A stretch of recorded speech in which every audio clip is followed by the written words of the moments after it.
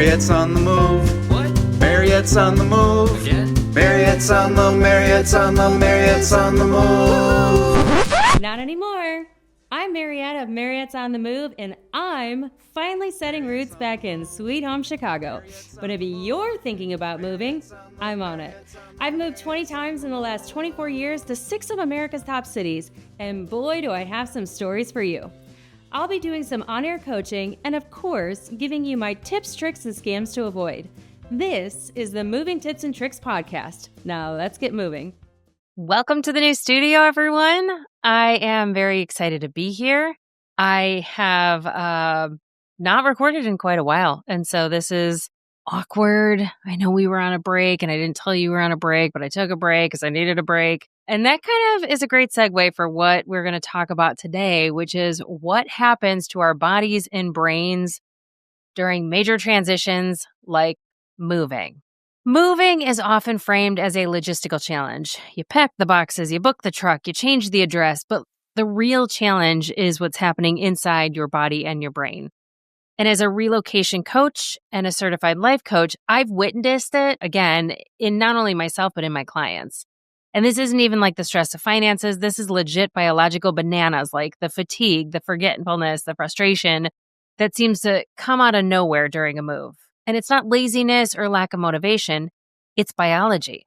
I sent a newsletter out a few weeks ago titled, "You're Not Crazy, You're in Transition, and Your Body Knows It." And the response to this newsletter was off the charts. So I knew that I was hitting a nerve. It's hard to be very vulnerable about how I've been feeling myself personally because I'm a very positive person and I don't want to come off negative.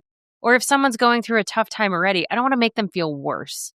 But we need to normalize what we go through during big transitions and realize that it doesn't end the day of your move into a new place or, starting a new job. It can last for 6 to 12 months afterwards. And today we're talking about cortisol. We're talking about decision fatigue. We're talking about grief and really the neuroscience of chaos during a move. So after I went down the rabbit hole of what happens to us, let me tell you, I really had to dig because there is not a lot out there tied specifically to moving. I had to kind of piece it together from all kinds of different things. And, I was using all the different words like transition and relocation and everything that I could possibly think of to say, like, what is physically happening to my body because I feel crazy. And I realized I was in the 6-month funk, which happens, obviously 6 months after you move.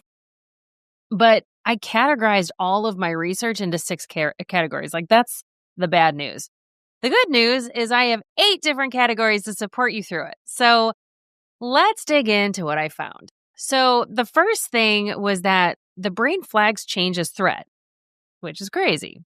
So your amygdala, which is the brain's fear center, lights up during any big transition, even positive ones like a new home or you're moving to your favorite city ever. And this triggers a fight or flight response, releasing cortisol and adrenaline, which can lead to anxiety, irritability, and poor sleep. And because the brain craves predictability and control, moving filled with uncertainty and constant decision-making feels like a threat to its safety. So that was the first thing I found. The second one was that your executive function is in overload. So your prefrontal cortex, which is the part that handles decision-making and planning, goes into legit overdrive during a move. So you've got packing lists and utility setups and school enrollments and all the things. Like, it's just constant. This is called decision fatigue. And it can make even simple tasks feel paralyzing and overwhelming. And actually, Laura from Laura Makes Moves, she was on my podcast. She was on my podcast a couple times. And I think it was last year that we were talking about decision fatigue and how just the sheer volume of micro decisions can lead to procrastination, crazy emotional outbursts, or even just like paralyzation, which is what kind of happened in my account. So you just have a complete brain mental shutdown and you feel completely irrational 1 minute and then you're completely fine the next, which makes you feel even crazier. So that was number 2. Number 3 is emotional attachment and loss.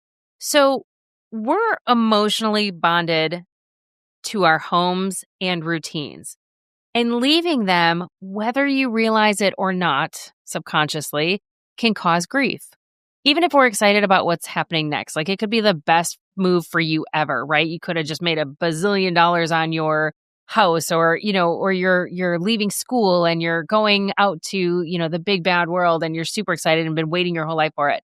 This still shows up as grief. And we don't know enough about grief, but it can show up many different ways. So fatigue, sadness, brain fog, and sometimes even real somatic symptoms, which are like stomach aches or, that anxiety and tightness that you feel in your chest. There were so many things that happened to me during this process, because my grief, I think, stemmed from moving from Charlotte. I left a lot in Charlotte. Like, I know if you've been listening to the podcast, I had 2023 was a horrific year for me. I lost several people in my life. I lost both my dogs in the span of 4 months. My relationship ended. Like, all of these things happened to me. And I went through such a tough period that the waves of grief would hit me in the most random places. Like, I could literally be picking an apple from the produce section of a grocery store, and I would start crying. And at one point in time, I was in the Whole Foods in Indianapolis, and that was a true story. I was in the produce section, and I wasn't getting an apple because I don't love apples, but I don't remember what I was getting. Regardless, I literally had tears in my eyes, and I was trying to be very discreet about it. And I was wiping them away. And the produce guy literally put his hand on my shoulder and said, "Are you okay?" And I just looked at him and I said, "I'm processing a little grief right now." And he goes, "Wow, that's a great line." And I said, it's not a line, it's the truth. And he goes, "Yeah, but I'm processing a little grief right now too, and it's hitting me in weird places. And so I might have to steal that line." I'm like, "Boss, it's all yours." Thanks, and just the fact that I was able to call it out helped process it in that moment. It almost instantly disappeared. The tear well dried up, and I felt so much better. So I think if we can call it what it is, mentally speaking, your subconscious will be like, "Oh, okay, we're processing grief. Okay, cry it out, get it over with, and then, move on." And it's going to come and go. That's just what it is. So that was the third thing I found. The fourth thing, the disrupted circadian rhythms. So this was packing late into the night, inconsistent waking times, and new environment can really mess with your sleep-wake cycle. And it can even be the new things. When I moved into this house that I'm currently in, there were all kinds of weird sounds that were happening. The HVAC system is so super loud, and it would go on, and I would practically hit the ceiling. And I didn't have at the time an alarm system or anything to tell me what that was. So I just, I would just wake up, and that just messed with my sleep cycle so badly. But it's just, like I said, new sounds, new smells, getting the right temperature. It took me forever to figure out what the right temperature is, because 67 in my Charlotte house felt way different than 67 in my Orland house. So even just getting the temperature comfortable can lead to poorer sleep, which, obviously we all know it exacerbates your mood swings and memory issues and cognitive, issues when you're sluggish and tired. So that was a big thing that I found, that transition can kind of mess with that circadian rhythm, which I thought was super, super interesting. The fifth thing that it does has a social and environmental disorientation. And I thought disorientation was a great, great word for it, because you really, even if you move to the other side of town, you're still finding new routes. And your hippocampus is the part of your brain which helps with memory and spatial navigation. And it's working overtime in a new space. I love that I moved home, because I barely ever use my GPS now, but I still use it every once in a while. But even though I grew up in the town that I'm currently living in, or, right around this town, I still sometimes I'm like, wait, am I going down the right street? Oh, shoot, I passed the street. I should have gone to the other one. You're still working in overtime in that new space, and your body and your brain are mentally remapping, and it's taxing when you're already in survival mode and you're trying to keep your head above water, especially for families who must also reorient kids and pets and routines. That is a big one. Plus, you have the lack of a stable community, even if it's temporary, right? Like when you're moving in between places, just you feel kind of alone. And so you don't have that like stability of like being able to call somebody out or call anybody, or even if you could call them, it's like you don't have them right there to like give you a hug and be like, okay, you're fine. It literally can increase feelings of loneliness and disconnection, which both are biologically stressful to your body and your brain because you need that as a human being. That's just part of our wiring. So I thought number 5 was very, very, very interesting because it is social and environmental disorientation. I don't know how else to describe it. That was like when I put it in there, I was like, oh my gosh, yes, that is exactly how I feel. And then the 6th one was your immune system suppression. So chronic stress from transition increases cortisol, which weakens your immune response. And people often get sick right before or right after a move. My cousin, Becky, is going through a really tough time, and like she ended up getting surgery. She's moving with a 2-month-old who I am lucky enough to be her godmother. I'm so excited. She asked me a couple of weeks ago, and oh my gosh, Willow is her name, and she is adorable. So that happened while we were on a break. But yeah, she ended up having to get surgery because her, body, her immune system was down. And, people often get sick right before or right after a move. And, looking back, if you've moved, you probably noticed that. It's not a coincidence. It's literally biology. So your body is stressed out. It can't fight off any type of, immune disruption. And you're basically suppressing your immune system. So you have to be ready for that. That's why in the Fred framework, we talk a lot about robustness, like that mental and physical strength and getting your body physically ready for it. So your immune system, you're like everything, like that is part of the framework for a reason because you're mentally not strong enough. And then, and which brings down your biology and increases your cortisol. Then your physical body is going to suffer the consequences because you're going to have a weakened immune response. So you could get sick and try packing and being under a deadline and everything when you're sick. It just sucks and nobody wants that. So basically, the science of feeling off during a move is your cortisol's up and your energy's down. Your decision fatigue equals mental fog. Your emotional dislocation is your grief and fatigue. And then those new routines equal, I guess, biological confusion.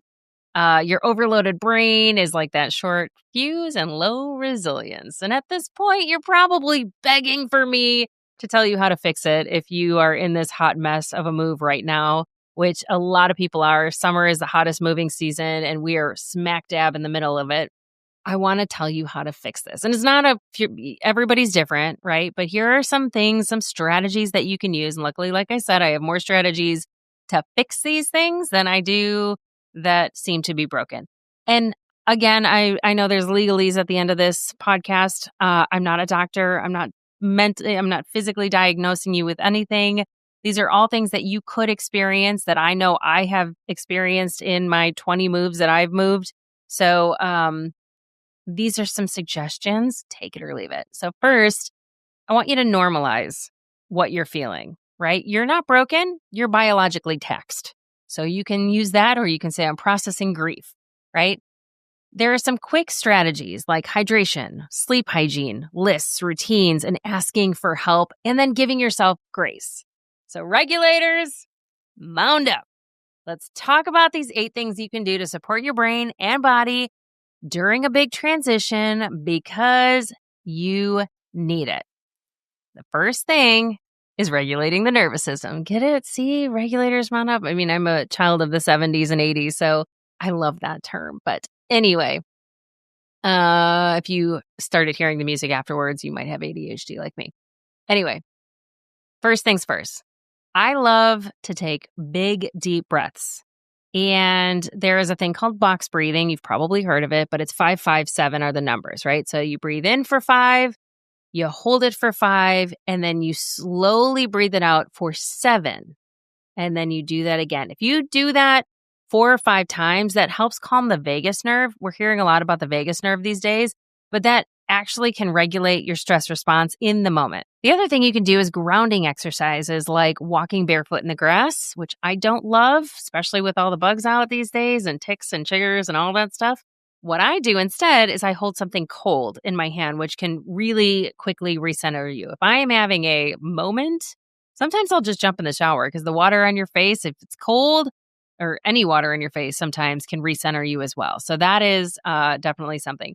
One thing I found funny from the yoga community is alternate nostril breathing. I think they call it pranayama, and it is shown to balance your left and right hemispheres of your brain, and that reduces anxiety. So I just picture somebody being like holding one nostril and breathing in, holding the other nostril, breathing in.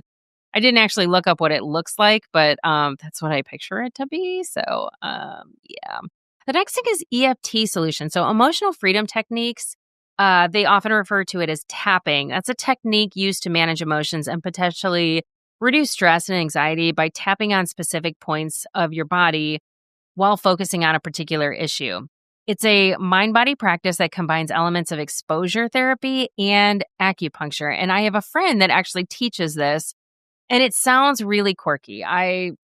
I know it does, right? Where, I mean, you literally, like if you're watching me on YouTube, like you tap certain spots and you do it like several times. Like I'm tapping my head, I'm tapping my nose, I'm tapping my chin, I'm tapping my clavicle.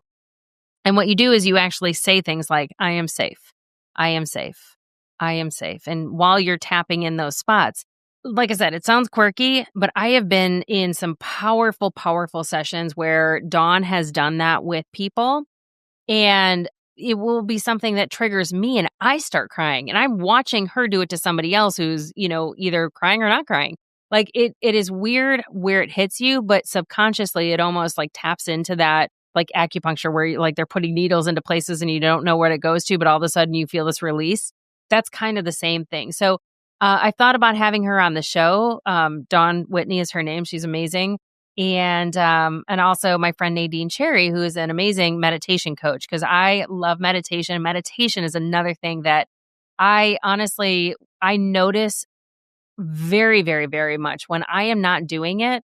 My nervous system is all over the place. So I spend at least 23 minutes.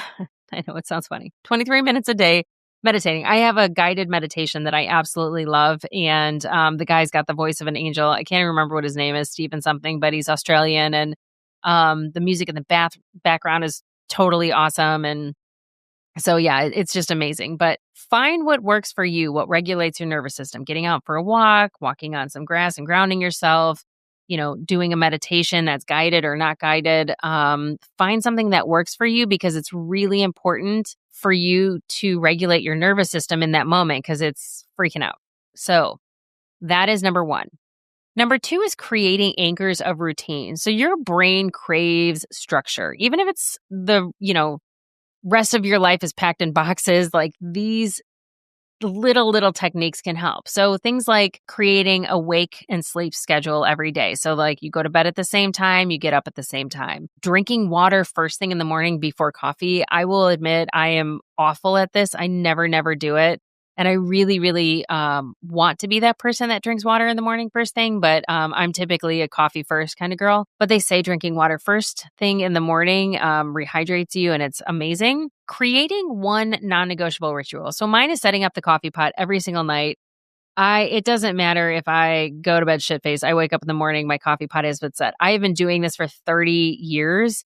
And I can honestly say miss like 3 days in those 30 years, unless I'm traveling and there's not a coffee pot. When I'm at home, my nighttime ritual, my non-negotiable is setting up the coffee pot so I don't have to do it in the morning. And I've got a timer on it and everything. So find one, non-negotiable ritual that you're absolutely going to do in this time of transition and make sure you do it. And the other thing that's really helpful is to create a top 3 list each morning. So again, remember when I said your prefrontal cortex can spiral out of control, like that, decision fatigue is a big deal. If you write down 3 priorities for the day, you are likely to hit them. If you write 20 priorities for the day, you're likely not to hit any, right? Or maybe 1 or 2. Keep a big list of things that you feel like you need to get done. Like, you can put it at the front of the notebook. But every single day, just write down your top 3 things and make them non-negotiable of things that you have to absolutely do. whether it's changing your address at the post office or, getting your 3 or 4 bids from the moving company, like make a list and just put your top 3 on that. And then if you hit those 3 and you feel like you got a lot of energy and you want to do more, then go back to the master list and cross those 3 off and pick another 1, right? Don't let your prefrontal cortex spiral. It's really bad for your stress levels. Okay. Number 3, nourish your body like it's recovering from surgery, because in many ways it is. You want high protein, high fiber meals for sustained energy. Don't skip breakfast. I have a really hard time eating in the morning, but I will tell you that if I have even just like a hard boiled egg and I'll pre-cook some bacon at the beginning of the week and then I'll just throw it in the microwave for 30 seconds. Even just 1 hard boiled egg and a piece of bacon. I mean, legitimately, I probably have 3 pieces of bacon, but it keeps my blood sugar stable. And for whatever reason, the rest of the day I don't have those sugar crashes. But especially on moving day, it is incredibly important to eat breakfast, because sometimes you don't eat the rest of the day and we don't need anybody hangry. Hydration with electrolytes is really important, especially if you're moving in the summer. Like, you sweat when you're lifting things and skipping meals. Like, people don't realize that sometimes when you skip meals, you sweat because your body's like processing. And a lot of times electrolytes have really good, obviously it's got the sodium in it, which your body needs to perform optimally, but it also has things like magnesium in it and other supplements that'll keep your body moving, even if you're, low on the food scale that day. And if you're not a breakfast person and you're going to fight me on that, maybe pack a snack pack, right? Put some like dried fruit in there, almonds, like jerky, so you have a little protein, or actually have like protein bars on hand in a bowl on the counter or something. And then just grab them as you're like packing or you're getting things done. So these are not just like moving day tips. These are literally like the 3 months leading up to the moving day and the 3 months after, because you are in transition and your body is, not going to tell you that it's struggling, but it could be struggling. So this is the part that gets into the woo-woo a little. I would be remiss if I didn't talk about supplements, homeopathy, and green compass. So number 4 is considering supplements. I want you to check with your provider first. If you're on, Western medications, like there could be things that counteract, but for the most part, like you're not going to see that with homeopathy and really not the green compass stuff. Some of these supplements you may, but here's a little list for you. So you want to lower your cortisol, like we talked about, the prefrontal cortisol weakens your immune system. So a good supplement for that is ashwagandha. And what it does is it's an adaptogen and it reduces the stress response in your body. So it kind of keeps things calmer. If you want brain clarity, a good supplement is lion's mane mushroom. We'll talk about that a little bit on the green compass stuff because that's what I use. It really, what it does is kind of support neuroplasticity and cognitive function. So it just helps you like process decisions better. And if you want to calm your nervous system, a good supplement is magnesium glycinate or glycinate. People say it both ways. Or it's called L-threonate. And the reason it helps, it kind of helps your sleep, which obviously you do a lot of healing in your brain and in your body while you're sleeping, but it also reduces muscle tension and anxiety. So, that's a big one. And if you do have a hard time sleeping and you want better sleep, I use both valerian root and sometimes melatonin. So melatonin is something short term. You never really want to do it for longer than a week. Take a break in between and then you can do it again because it literally stops working after a while. So it's not something you want in your body all the time, but valerian root does help a lot. It's kind of up there with like the St. John's worts. It helps with kind of regulating your circadian rhythms, and that could be really, like we talked about, disrupted by stress. So you really want to kind of regulate that and help get into a system. So mood and motivation, a good supplement is rhodiola rosea. I never say it right. Rosea.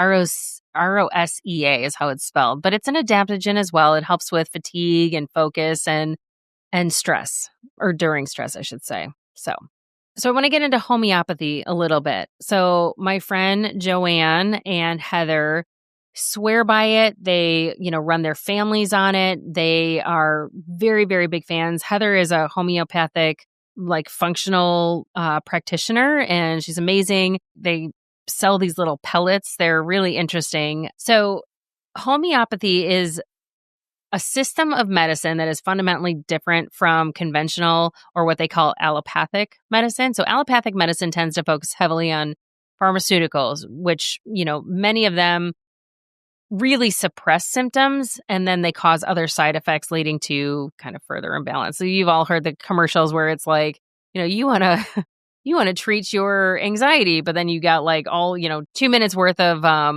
side effects that it's going to bring you. So sometimes that is not the best path, and homeopathy seeks to kind of simulate the body's own healing mechanisms to correct the underlying imbalance that caused the symptoms in the first place. So homeopathy is oftentimes synonymous with home remedies like food supplements, vitamins, and herbs, but it doesn't incorporate any of these modalities in it in actuality. So that's not true. It's unfortunate that home is part of the word homeopathy because it doesn't have anything to do with like home remedies or witchcraft or food supplements or anything like that.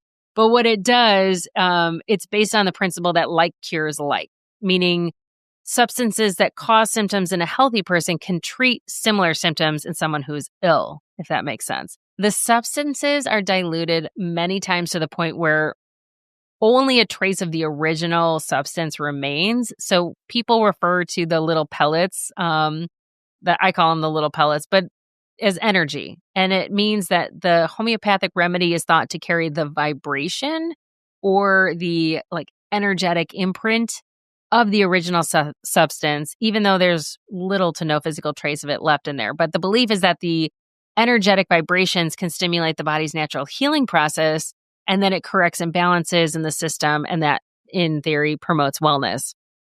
So I can tell you that I have ADHD. I think we all know that. I've talked about it many times. You've heard me go down tangents. I'm actually formally getting tested and diagnosed later next month, but I've been told by so many people and quizzes and all that stuff that I've always believed that to be true.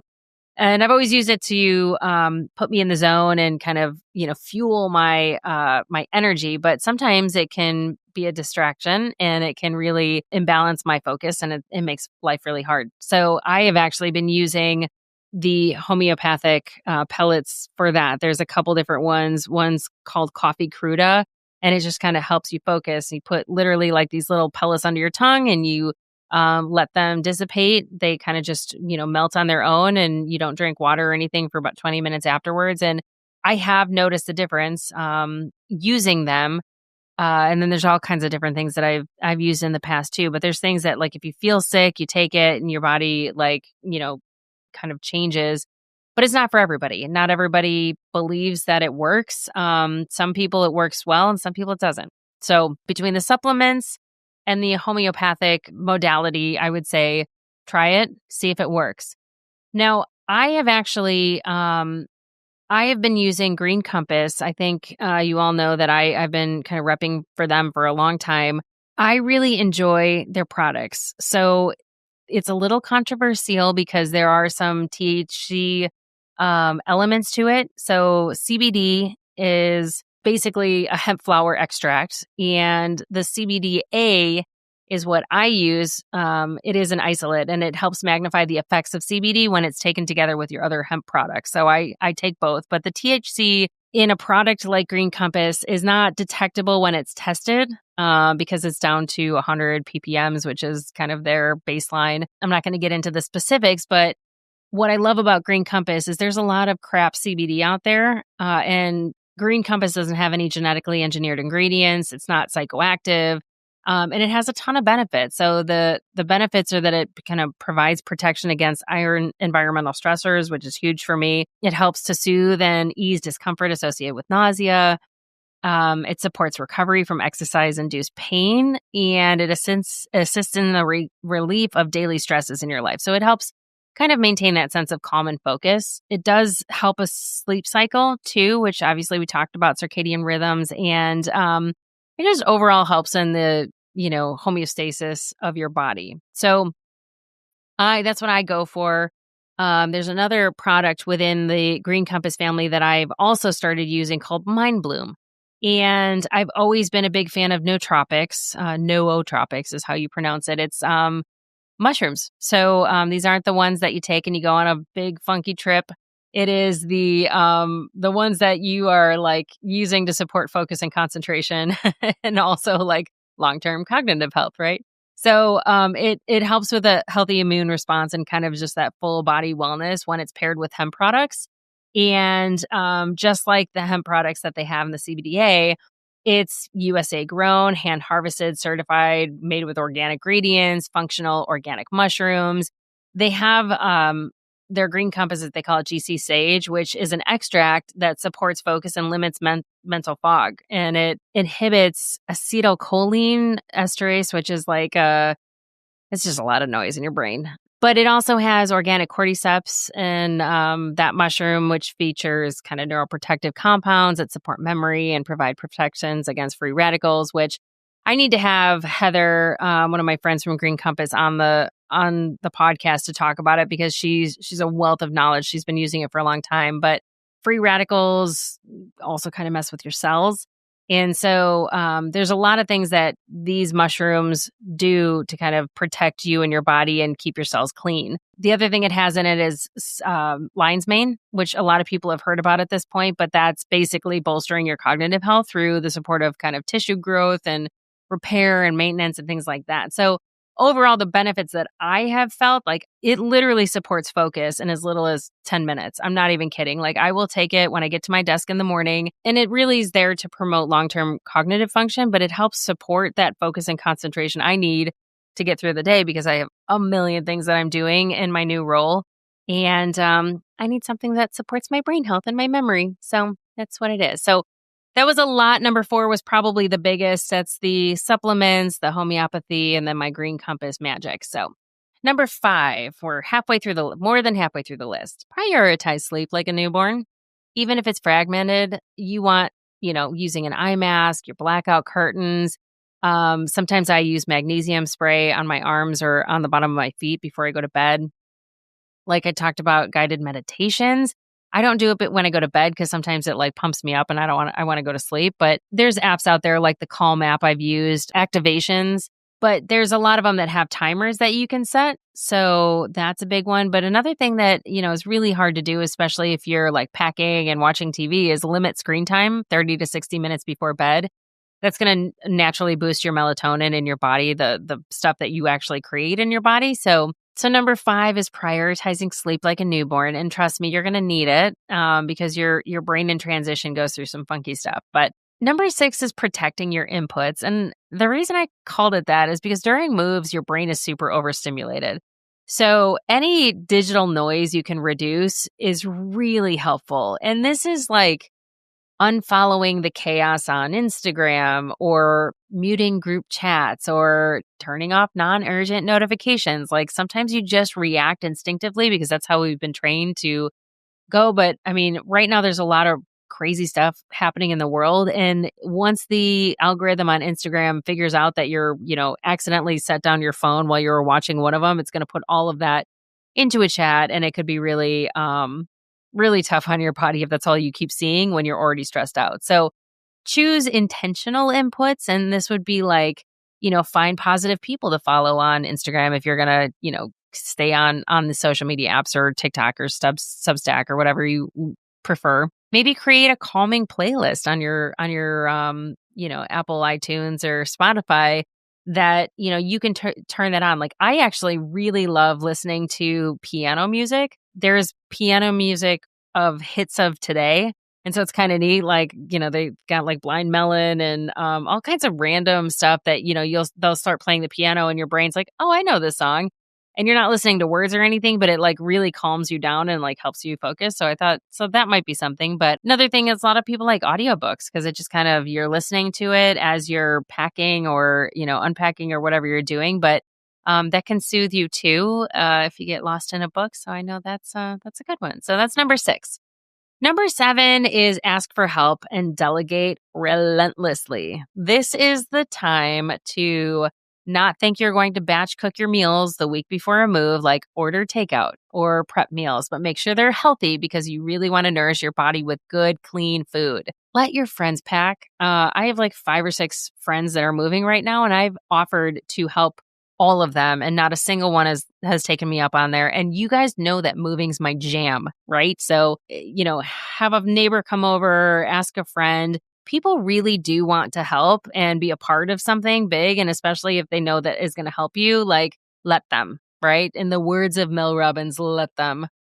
You can even hire like a task rabbit. I don't know if you've heard of that, or like a sitter, or, I am a big proponent of having your house cleaned after you move, because you do not want to do that. And a move out clean is much different than like just a regular, like, keeping things tidy clean. So let somebody else do that. It's like, $150 typically, and it is worth every freaking penny. And then also, like, ask someone else to make decisions when you're tapped out, right? Like, we often think that like we have to make all the decisions, and that's, we're just going to take it. And that's what leads to decision fatigue. If it is not 100% important to you, like, tap out, let somebody else do it. Like, if you don't really care where you guys eat for dinner, then let somebody else pick and just purge that decision from your brain. So ask somebody to help you when you need it, and delegate relentlessly. That is the key word, is relentlessly.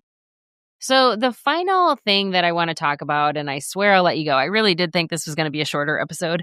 I always say that, and then I go on for 45 minutes. But number 8 is normalize the emotional waves, right? You are going to feel unmotivated. You're going to feel like you're failing at this.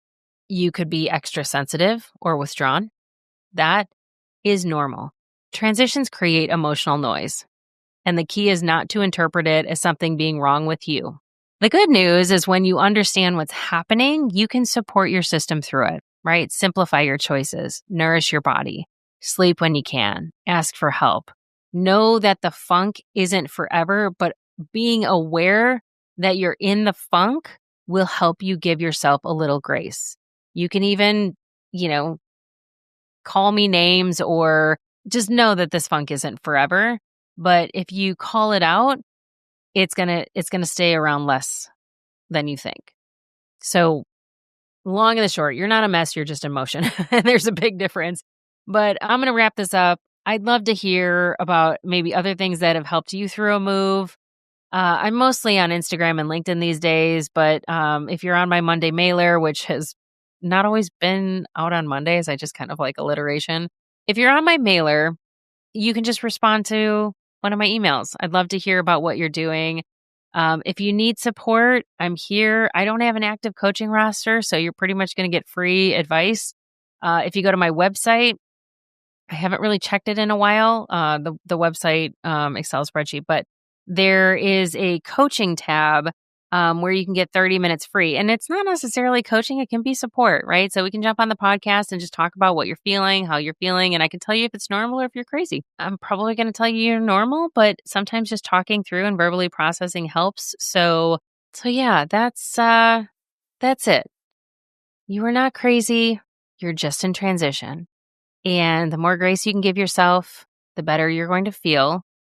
It's going to suck. Moving sucks, right? It just does. You're disrupted. You're not in your routine. Your body's in constant fight or flight. But I think that if you can unpack all of this and, know that moving should just be a logistical challenge, but it's not, I think you're going to get through it. And find a moving pal. I always tell people to get a moving buddy that you can just call and, vent to, and then they don't offer, advice. They just take it in with you, and that's it. So I hope you're having a great day. I hope these things helped, and I hope you learned a little bit in the meantime. But nobody's told you, I'm here for support, and I love you all. Thanks. That's a wrap on today's tips and tricks. Jump on decidingtomove.com to apply for a free on-air coaching session, or join the newsletter to get your copy of the Moving for Smarties workbook. Oh, and the legal stuff.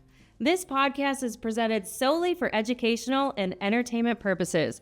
I'm a certified coach, not a licensed therapist, and this is not meant to replace the professional advice of a physician, psychotherapist, or real estate agent. I do not own a moving company or work for the governing agencies transporting home goods, which means Mariette's on the Move LLC is not responsible for anything that happens during your move. This is solely my perspective based on my research and my own experience and training. So, move at your own risk. Bye for now.